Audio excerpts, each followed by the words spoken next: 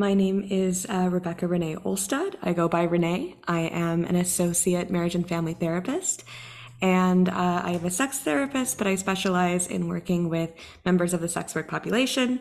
So lots of cam artists, as well as just people that are generally involved with sex work. Fascinating and the perfect person for this interview. I have been interested in studying psychology and sexuality for a long time. And I feel like specifically the stigma surrounding sex work, it's something that I've always wanted to help unpack. When you're seeing clients that are sex workers, I'm curious, are there any repeated themes of issues they're dealing with or hardship that you see commonly? Absolutely. I think a lot of the assumptions that the general population makes about sex work is that it's sex work itself that can be tough on the sex worker, when so often many of the big issues that people are dealing with are deplatforming, dealing with stigma, dealing with payment processors, um, doxing, burnout. Specifically, a lot of times it's the reaction of the general public to the work. It's not the work itself. So sex work can be something that is really amazing and offers a lot of opportunities for workers within the community. These are people that, may need to work a job that is outside of a traditional 9 to 5, or people who just genuinely connect with the pleasure and the performance of the work as well. A lot of what we hear when we listen to sex workers is dealing with things like legislation, dealing with deplatforming, dealing with banking issues, dealing with doxing, not getting the support of like the general public when they are advocating for things that in any other industry would be a norm. 100%. Yeah. You know, part of our mission with these interviews is to help them be educational in a sense so that people can start to understand the various layers. Obviously, with us, we are Live Jasmine, so it's a cam site. And just understanding the fact that, at least on our platform with camming, it's a lot more than just explicit content. So I'm curious, what are your thoughts on camming? My thoughts on camming is I think that it can be amazing. It's mutually beneficial. I think that you're completely right that people can find porn for free. Oftentimes they come for the connection. They come because they enjoy interacting with the performer. And I think the performer is very talented at creating both the fantasy and also the sort of like kind of doing what I do for a living, which is sort of the emotional labor of like, hey, let's talk about your day. Let's talk about what's going on in your life, and kind of providing that social connection that is so central to the human experience. With your experience, seeing patients or clients that are sex workers and your knowledge on human connection, sexuality, if there was something that you could tell the world about human sexuality that you don't think they're getting right now, what would that message be? It's natural. It's normal. I think that I'm in America right now, and there's definitely a lot of puritanical values that have carried over. And I think that being an acceptance of who we are, what we want, what is a natural part of the human experience, which is to want connection, to want touch, to want to be seen and to see others. I think that is the first step towards healthy sexual relationships and also destigmatizing sex work for members of your community as well. It's so interesting because when you say that people want to be seen, they want to be touched, these are very natural, basic things. It's so true. And I recently interviewed Patty Britton, who is founder of Sex Coach U. A lot of people love her. And one thing she said that I thought was really interesting is that she believes that a lot of times people are actually using sex for connection. They're not using connection for sex. It's actually the other way around. That's kind of one of the quickest ways that people can feel so seen or touched or held or connected. And so it's something kind of one of the quickest fruit, if you will, that people will go to. I'm curious your thoughts on that. Well, I think that how we socialize children, and sort of the expectations that we hold for them is kind of the beginning of this. I think a lot of people who are socialized as male, um, intimacy itself, may be scarier or more frowned upon than sexuality. And I think that connection is possible through both.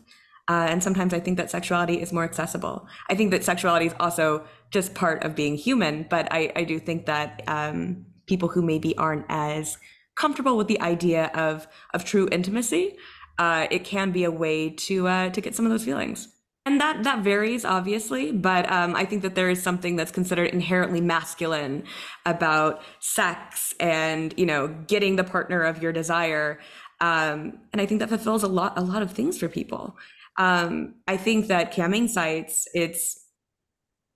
I think it's fantastic because people who maybe want to experiment with that intimacy, it's private. It's a place where you can talk about things that you may feel shy about talking about with someone in person. It can be a great place to sort of like test that reality and see what works.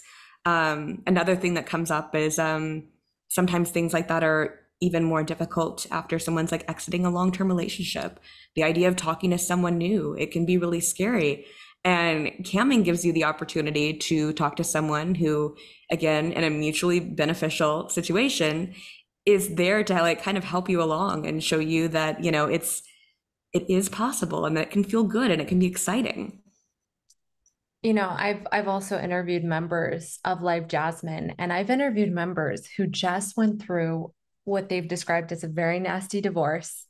And they're like, I have zero interest in dating right now. I zero interest, but they still want connection and intimacy. And so that's one of the reasons that they use Live Jasmine is to kind of fill that need without the traditional drama or attachments of a traditional relationship.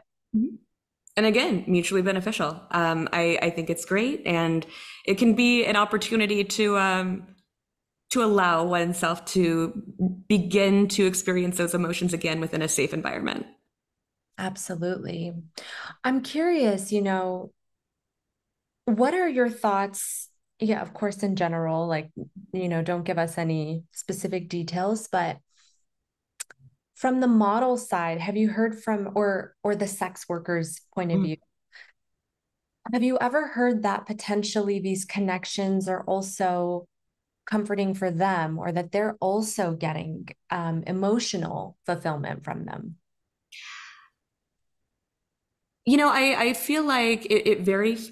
It varies. There are people within the industry that are going to have either clients or subscribers that they really connect with and who are super supportive. There's also too, and everyone experiences this, not just people within sex work, but there's also online harassment. We see issues like doxing, for example, people who maybe aren't as supportive. And that is something that is a real world issue. It happens in other industries as well. I think there was recently a story about a woman that worked at Home Depot, and her photo went viral, and people saying that, oh, does she have like a subscriptions page or whatever, and ended up like harassing this woman. So it can happen regardless of what industry you are in.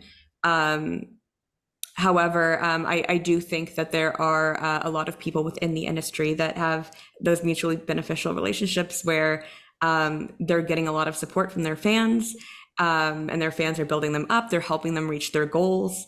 There are a lot of people who have fulfilled a lot of dreams uh, through sex work. Absolutely. Yes, definitely. Yeah. I think we have definitely over 100 Jasmine millionaires, we call them, where they have become millionaires in a short amount of time just from camming. And they've started businesses, they've bought homes, they support their whole family and extended family, and so we've definitely seen lives change. That's for sure. Absolutely. There's sort of a trope that it's a lie when the trope is the stripper that's working through college. But there's a lot of that. School is expensive. Sometimes making dreams happen, you have to think outside the box. And I think sex workers are an especially adaptive group. I'm curious if there's a common theme you see in blocks to connection. Vulnerability is one. Mm, It can be really scary to open up to someone. And bringing this back to camming, I feel like this is an environment where people can test out things that might feel scary. Talking about things that they haven't talked about with friends, family, partners in the past. Um, Having a chance to express that and kind of get that validation in return from the person that they're talking to. It's another aspect of the mutually beneficial nature of this is that there's a low risk of rejection. You know, you've got somebody who is there, wants to be there, wants to talk to you. And yeah, it can be a chance to explore things that might feel really scary with people that you know well or know in person. And I think that can be a really positive thing.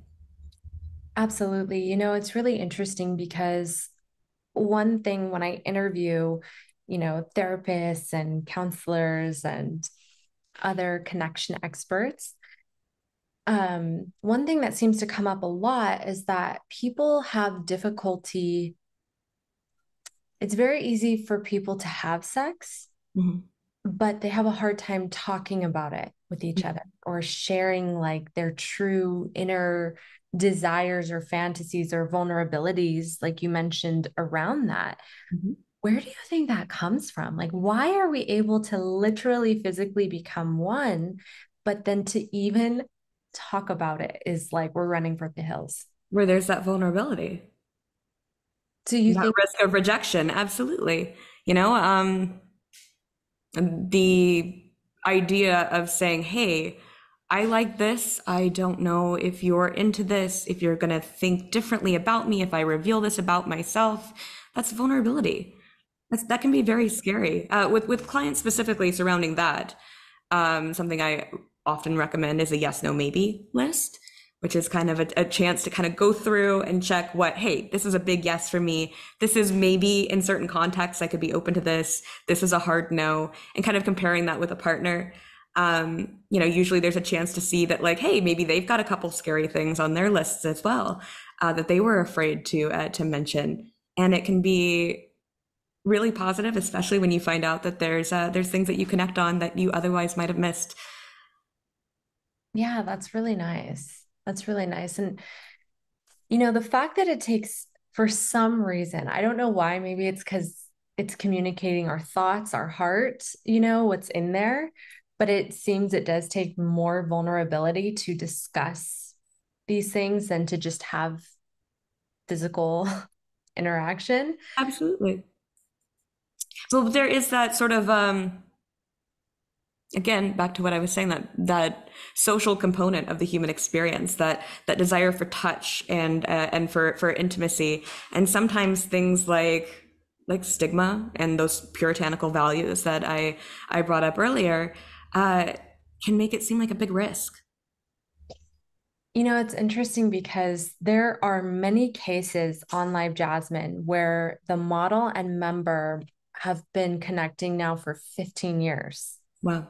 This happens a lot. They're like lifelong friendships. But I'm wondering if because you have to be vulnerable in order to get what you want, which you're paying for, of course you want Mhm. that, if that's part of what makes you feel so safe with this person from the member side and even the model side.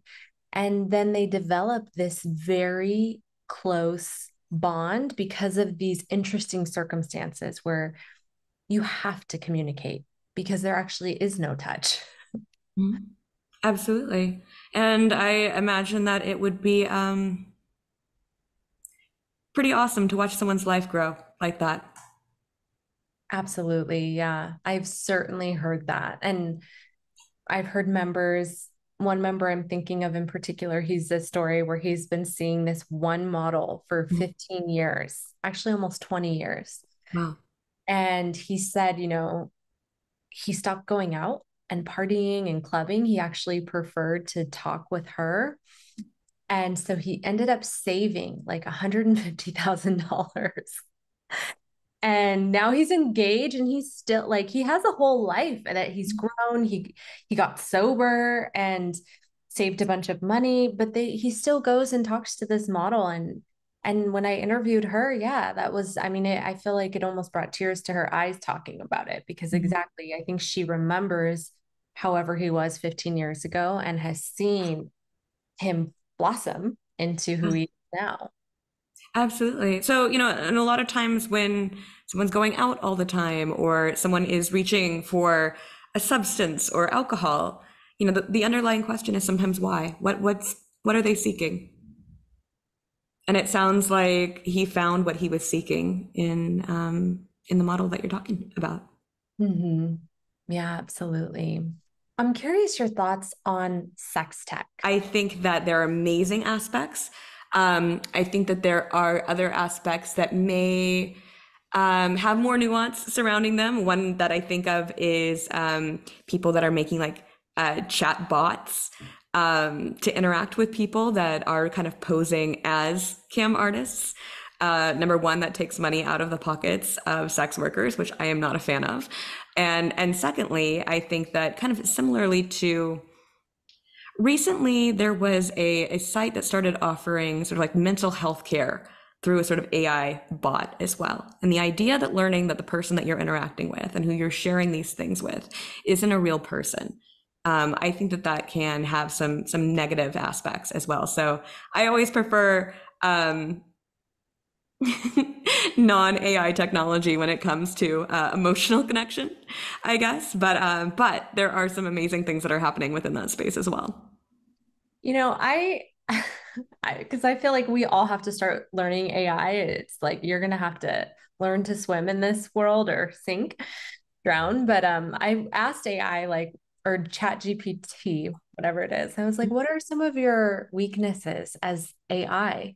And it pretty much says anything that has to do with anything that's not like text or pattern related, I can't handle. So basically, anything that has to do with the heart, emotions, anything that has to do with soul, love, and it absolutely has zero capacity for that at this time.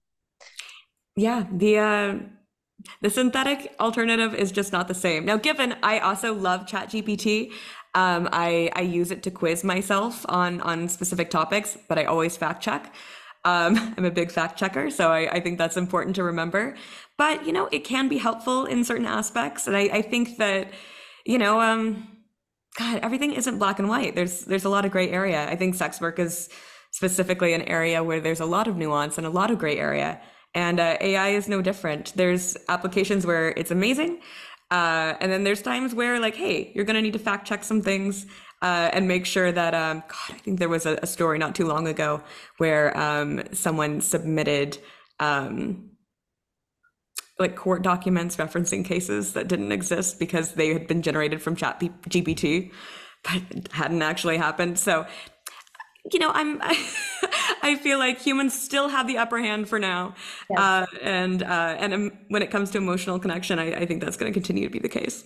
I think that part of the human experience is having that sort of mirroring experience where I say something to you and maybe you understand and you empathize and you mirror back what I'm experiencing to me and let me know that you understood in a way that that is emotional and it can't be replaced by code. Yeah. Yeah. I mean, deep down, I hope so too. But I've definitely tested it myself and even asked the systems what their weaknesses are. And their weaknesses are anything that pertains to the human soul and like emotional design.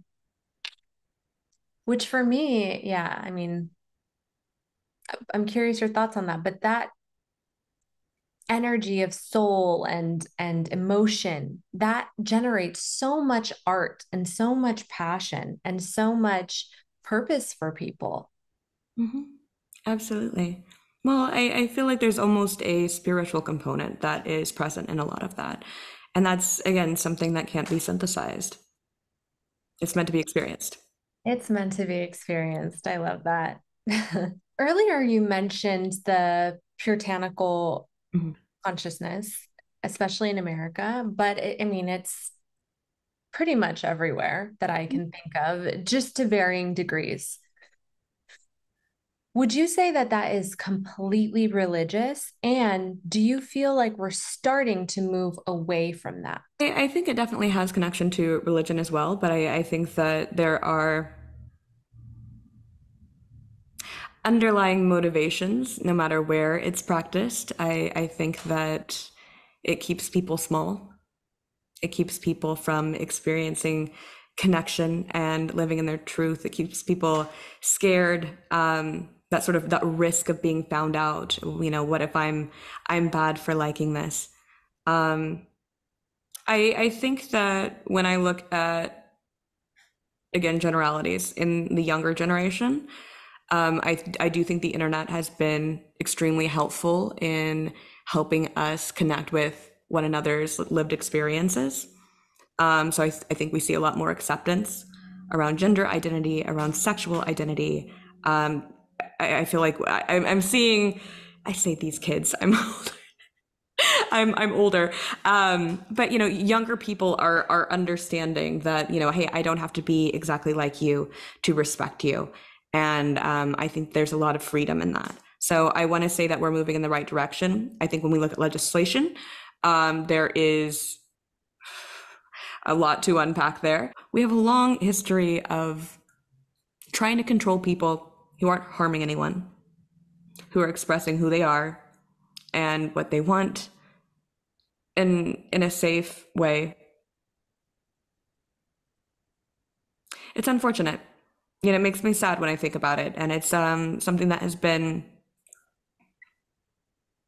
a big factor in why I decided to focus my work where I have. Interesting. It sounds like there are like there's like a personal, yeah, tie or motivation. Absolutely. And I think there's a push and pull that's been happening for a long time. I think that when we see a general shift, it's usually a good sign because those are the voters of tomorrow. But I do think we are kind of in the death rattle of a lot of conservatism around sex. And I think we are seeing people grabbing at these big sweeping changes that we're seeing with like Section 230 challenges. I mean, everything from FOSTA SESTA to like Earn It Act and some of the legislation that's like on the floor now. Um, you know, I wish that it was all black and white and that we were just headed in a positive direction. But I think that there's progress, but there's also new challenges. Why is sexuality the place that needs to be gatekept the most? I think it's multifaceted. One thing that I could point to would be, you know, sex work. Sex work is considered feminized labor. That does not mean that everyone who does sex work identifies as female, not in the least. However, you know, with feminized labor, we see a lot of erasure of labor. So if you look at like Federici and sort of the wages for housework and all of those things, it's the idea that like you can imagine that that it's not work, right? It's also empowering to the same person that would benefit if someone isn't allowed to profit off their sexuality or to profit off the attention they're already getting, right? I want to give you that attention and I don't want you to expect anything in return for it. You know, I want to keep you small. I want to keep you as modest as possible. I don't want you to explore other options. I don't want you to want more for yourself. Rather, that's wanting a mutually beneficial sexual relationship with a partner where I'm experiencing pleasure and they're experiencing pleasure. I want to keep you kind of, yeah, as small as possible. But I think that there's a connection with gender. I think there's a connection in kind of social norms. I think that when we look at religion, there are also aspects where it's like, hey, you know, whether it's like policing birth control or whatever it might be, of creating more followers. I think this is something that goes back, you know, obviously millennia, but it makes sense to have a congregation that continues to reproduce. I think there's a lot of different aspects, but I definitely think that keeping the people in power that want to remain there. I think that's absolutely something that is accomplished by stigmatizing sexuality, and also too. So like when we do look at violence that sex workers do encounter, I think that one of the reasons why that happens, because I don't think that there is no field where violence is an expectation, right? But you have a marginalized group of people where they're unlikely to be believed, unlikely to be taken seriously. They're likely to hear things like, well, you should have expected this. And I'm talking about more like direct providers, but also people that, deal with harassment if things become more of an in-person problem. The idea that the person is devalued and that happens through stigma. And I think it makes that group more vulnerable. And I think there's a direct connection to stigma and not to the work itself. Mm-hmm. That's, of course, going back to part of the goal of these interviews is to try and reduce stigma, but also to keep pushing the industry above ground because when things are pushed below ground, that's when things get very dangerous for Absolutely. everyone because you Absolutely. see what's going on. The idea of monetizing the attention that someone who's very attractive is likely already getting gives that person a lot more power. Uh-huh. So when Absolutely. we look at the devaluation of sex work as a feminized, workspace, we hear a lot of things online, the sort of like get a real job, right? When we're looking at creators, these people are filming themselves. They're creating these stories. They're editing themselves. They're doing their own lighting, their hair, their makeup. They're interacting. They're doing customer support. They're helping their subscribers and their patrons figure out the technical issues that are preventing them from being able to cam with them or whatever it is. They are working so many jobs. But the idea that it can be erased in the same way that somebody who um, maybe is works in the home, is a housewife. The idea that the house just stays clean. It doesn't stay clean. The floors have been mopped and the rugs have been vacuumed and the food has been cooked. And to cook that food, they had to go to the grocery store and they had to learn how to cook and all of these different steps that just magically disappear because it's more convenient. Very well said. Yeah.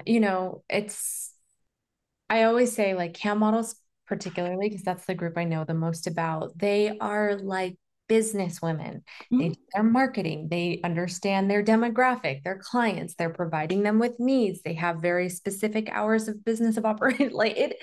It's they do so much. And some of them get so wildly creative when it comes to, like I said, that marketing, that promotional, that how they're marketing themselves. And And navigating the deplatforming that we're seeing on a lot of social media sites as well. It's very difficult to talk about what you do if you are an adult creator, adult performer. yeah, it is. It absolutely is. That is very true. Are you seeing that that is reducing at all or staying as it is or getting worse? Well, I think when we see things like Earn It Act, for example, um, that's really scary. So the Section 230 challenges specifically refer to the Communications Decency Act, right? So it was the idea that um, Facebook isn't responsible for what a user decides to post on Facebook. Facebook is like the bulletin board, right? Now there might be community moderation and things that Facebook does internally. However, they are not responsible for posting, let's say, something a violent act. Mhm. The Section 230 challenges put the liability on the platform. So you see platforms respond in kind by saying, hey, this is too much of a risk. We have to eliminate this entirely. So much so that like you can, as a sex worker, you can post something that follows all of the terms and conditions and still lose your account because something gets flagged and the moderator just doesn't want to take the risk. So we're seeing a lot of censorship. I mean, to the point where I will say, being a sex therapist and working with adult community, it is almost impossible for me to run ads on any sort of social media site. I deal with a lot of like flags and like, oh, this account can't do this because it's been flagged for this because I say adult industry because I say sex work. Another example of this would be Pineapple Support, which is an organization that I work with. I'm a therapist there, and I do a lot of like sliding scale work with people that are in the industry. They lost their Twitter account. They are a 501c3 charity. They do not post anything explicit, but they mention sex work and they mention adult industry. And they lost their account for 2 weeks. This is a charity that's been around for nearly a decade. I'm actually really shocked by that because I always hear that Twitter, I mean, there's actual porn on Twitter. Yes, absolutely. This is what I mean when I'm saying that you can follow terms and conditions and still get removed. Sometimes it's a crapshoot. Mm. If a charity can get removed, Oh, yeah. anybody can. Or you're being shadow banned, no one's seeing your content, or whatever the case is. This is a common issue that I hear from professionals in the industry that are either therapists, psychologists, teachers. We have Harvard and Yale professors that are writing sex as SEGGS on Instagram so they don't get flagged. Segs Yeah, is absolutely. That's exactly what I'm talking about. It's become exceptionally difficult to talk about something that is primal. primal, and I'm not going to say universal because there are people that are ace and that is completely valid, but it's a big part of the human experience for a lot of people. And the idea that it can't even be mentioned, it's become this big bad word when you can use expletives, but you can't talk about sex. In a educational, factual way. That's Mhm. um Absolutely. It seems a little silly. There's a couple different things that are sort of misconceptions. One is conflation of sex work and sex trafficking, and the other is the idea that saying that we want adult creators to be allowed their space online means that we want kids to have access to it. We do not.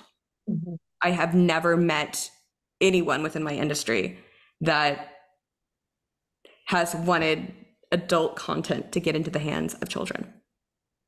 No, nada. It's not the same thing. There are different ways to go about it where people are allowed to interact with their fan base. That is their livelihood. When you consider how many people, come to campsites that are subscribers on subscription pages, that watch porn, this is not a small industry. There are other ways to kind of police that and keep that out of the hands of kids.